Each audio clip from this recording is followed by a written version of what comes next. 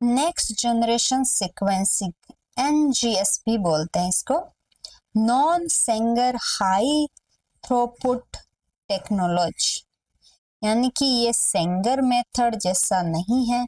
उसके बाद का नेक्स्ट जनरेशन है, उसके अंदर हाई प्रोसेस थ्रूपुट का मतलब है पैरेलली बहुत सारे सीक्वेंस और बहुत ज्यादा स्पीड में चल रही हो। उसके अंदर वो थोड़ा ओल्ड टेक्निक था, तो उसमें ये चीज पॉसिबल नहीं थी। तो इस वजह से हम अब यूज कर रहे हैं इसको, नेक्स्ट जनरेशन सीक्वेंसिंग को।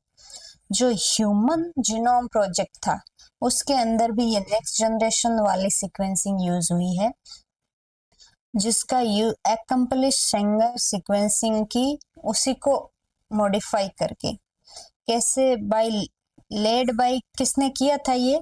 International human genome sequencing consortium, consortium है ना। ये इस नाम की, ये मतलब ये इसका प्रोजेक्ट था, और ये कंपनी है जिसका नाम है सेरेला जीनोमिक्स।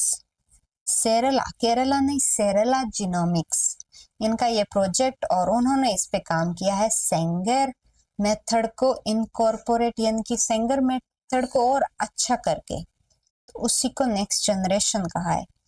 हमको इसकी जरूरत क्यों पड़ी? क्योंकि जो फर्स्ट जनरेशन की सीक्वेंसिंग थी सेंगर और केमिकल वाली, उसमें ज्यादा कॉस्ट लग रहा था और स्पीड भी स्लो था।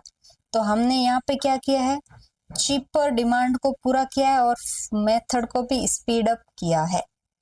फीचर क्या है इसको? मैसिव सीक्वेंसिंग, बहुत सारी सीक्वेंसिंग एक साथ चल सकती है, मिलियन ऑफ फ्रेगमेंट एक साथ बन सकते हैं, और एंटायर जीनोमिक सीक्वेंसिंग को सीक्वेंस करने में ओनली कुछ दिन या कुछ घंटे का टाइम लगता है, जबकि उस टाइम उसके अंदर बहुत समय लग सकता है।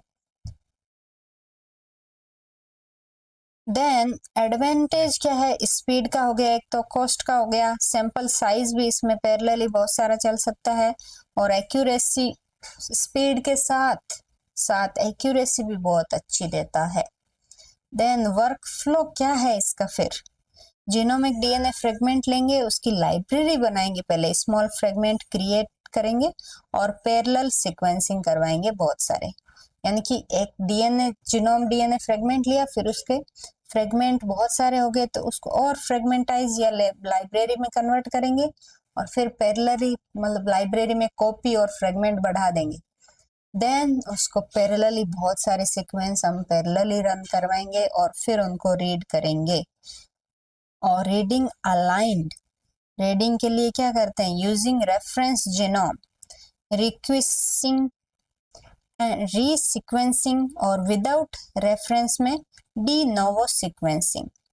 यदि हम कोई रेफरेंस यूज करते हैं जिसको देख के हम ऐसे पहले से हमने सीक्वेंसिंग करी हुई है किसी चीज की, तो उसको एज ए रेफरेंस यूज करेंगे कि हाँ इसमें ये तो सिमिलरिटी है, बट यहाँ पे कुछ डिफरेंस आ रहा है, तो हो सकता है ये इंडिविजुअल टू इंडिविजुअल ये सीक्वेंस अलग होता हो।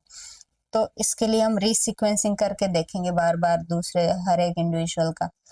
तो रेफरेंस के टाइम ये होता है, यदि हमारे पास रेफरेंस नहीं है कोई भी, तो जैसे हम सिंथेटिक जो प्रिंसिपल हम यूज कर रहे हैं चेन टर्मिनेशन में, डी नवो, नई डीएनए सीक्वेंसिंग बना के, मतलब नई सिंथेसिस करवा के फिर ही हम उसका कर सकते हैं रीडिंग। ओके, देन है इल्यूमिना, ये न्यू जनरेशन सीक्वेंसिंग के टाइप है ना। इल्यूमिना, सोलेना सीक्वेंसिंग, कौन कौन सी? दो टाइप, एक एल्यूमिना है, एक टोरेंट, जो हम नेक्स्ट क्लास में देखेंगे। ये डेवलप करी थी 2007 के अंदर सोलेक्सा के द्वारा, ये कंपनी थी सोलेक्सा। फिर इसने ये सीक्वेंसिंग को बेच दिया है आगे इल्यूमिना को। तो अभी इसको दोनों नाम से ही जानते हैं, या तो आप इसको एल्यूमिना भी बोल सकते हो, सोलेक्सा भी बोल सकते हो। इसका प्रिंसिपल क्या है? इसका भी प्रिंसिपल है सिंथेसिस, जो हम चेन टर्मिनेशन या सबसे पहले शुरू में देखी थी वही। और ये मैसिव पैरेलल है जो हमने बात करी है। इसमें जो लेबलिंग है वो फ्लोरोसेंट लेबलिंग करेंगे न्यूक्लियोटाइड्स की, और 3' OH ब्लॉक रिवर्सिबल टर्मिनेटर। यहाँ पे क्या कर रहे हैं, अभी जो हम देख रहे थे जितने भी, उसमें क्या है, जो टर्मिनेशन हो रहा है OH पे, 3' OH पे, वो रिवर्सिबल नहीं है ना, वो एक बार हो गया टर्मिनेशन तो हो गया। यहाँ पे हम टर्मिनेट करवा के वापस टर्मिनेटर को हटा भी सकते हैं, यानी कि रिवर्सिबल है। यदि हम सिंथेसिस और करवाना चाहते हैं तो भी करवा सकते हैं। तो ये इसका एक अच्छा है। इससे क्या फायदा हो सकता है मैं थोड़ा बता देती हूँ कि ये जैसे है DNA स्ट्रैंड, इसके ऊपर पैरेलली ये प्राइमर आके ऐड हुआ और ये एक्सटेंशन हो रहा है कंटिन्यूअस। तो इसमें ये बोल रहा है कि रिवर्सिबल है, यानी कि टर्मिनेशन को हम हटा भी सकते हैं। तो हटाने से क्या होगा, यदि हम सिर्फ ए सीक्वेंस ले रहे हैं, है ना, मतलब एडेनिन ले रहे हैं, तो एडेनिन यहाँ मान लो ये 4 जगह पे एडेनिन है इस पे, ठीक है, मतलब हाँ, इधर टी है ना, और यहाँ पे टी है एग्जाम्पल के फॉर्म में, और यहाँ पे नया ए ऐड होगा, ठीक है, ये मैंने ऐसे बताया। तो ये नया ऐड होगा तो क्या होगा, यहाँ हम मान लो कि हम टर्मिनेटर के फॉर्म में यूज कर रहे हैं ए को, तो ए यहाँ टर्मिनेट हुआ, एक बार रुक गया, फिर हमने इसको फ्लोरोसेंट डाई से लेबल किया हुआ था, तो ये हाथ कुछ हम ऐसा करें कि रियल टाइम पे वो हमको डिटेक्शन प्रोवाइड करवाए। तो ये यहाँ टर्मिनेट होते ही अपना डिटेक्शन शो करेगा, यानी अपन कुछ ना कुछ विजिबल करेंगे हम। तो फिर हम रिवर्स किया तो यहाँ से हट गया, फिर ये सिंथेसिस हुआ, यहाँ आके अटक गया, फिर से हम कहेंगे कि यहाँ पे और ए है, फिर यहाँ आया, वहाँ यहाँ फिर से टर्मिनेट हुआ, फिर से रिवर्सिबल हुआ। तो ये DNA सिंथेसिस हम कंटिन्यू करते रहेंगे और रोक रोक के, तो ऐसे चलता रहेगा। तो जहां जहां रुका है वहां पे ये सीक्वेंसिंग है। दूसरी बार हम करवाएंगे तो यहाँ रुका है, मान लो यहाँ पे, दूसरी बार में यहाँ रुका कोई, और हमने अब इस बार में न्यूक्लियोटाइड चेंज कर दिया, टी लगा दी, तब ये टी पे जो रुकेगा। ऐसे करके हम चारों बार अलग अलग न्यूक्लियोटाइड को टैग करके या फ्लोरोसेंट लेबल करके यहाँ यूज करेंगे, और फिर उसका सीक्वेंसिंग हमको पता चल जाएगा। ये बहुत इजी हो गया।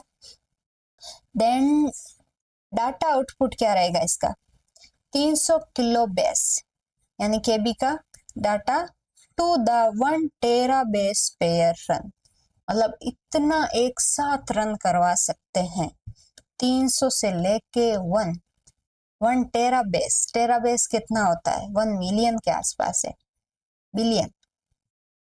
स्टेप्स क्या है इसमें, इसका स्टेप्स देखिए आप, रैंडम फ्रेगमेंट लिया हमने और उसको एक कोई फ्लो सेल, यानी कि ये सेल या कोई आप कुछ भी सरफेस मान लीजिए, उसके ऊपर इमोबिलाइज कर दिया, यानी कि अब ये यहाँ से हिलेगा नहीं, इमोबिलाइज, मोबाइल होता है तो चलता है, ये इमोबिलाइज है।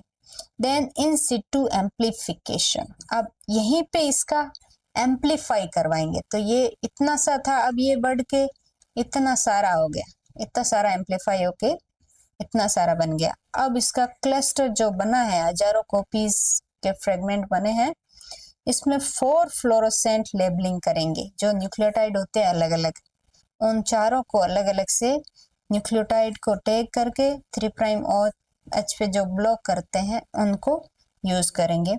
1 न्यूक्लियोटाइड इनकॉर्पोरेट, उनमें से एक को हम इनकॉर्पोरेट करवाएंगे, फिर वॉश करेंगे, फिर इमेज लेंगे, देन उस फ्लोरोसेंट को वापस से हटा देंगे, फिर वो लेबलिंग देख ली जहां जहां वो ऐड हुआ, ठीक है, वहां वहां देख ली। अब हम एम्पलीफाई दोबारा नहीं करवा रहे, एक बार कर दिया बस।